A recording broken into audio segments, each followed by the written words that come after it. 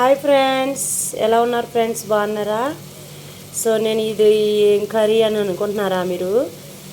మనకి కందనకాయలు ఉంటాయి కదా ఫ్రెండ్స్, కోడి కందనకాయలు అవి అన్నమాట. దీంట్లో నేను ఉల్లిపాయలు, పచ్చిమిరపకాయలు, టమాటాకాయలు, కరివేపాకు వేసాను ఫ్రెండ్స్.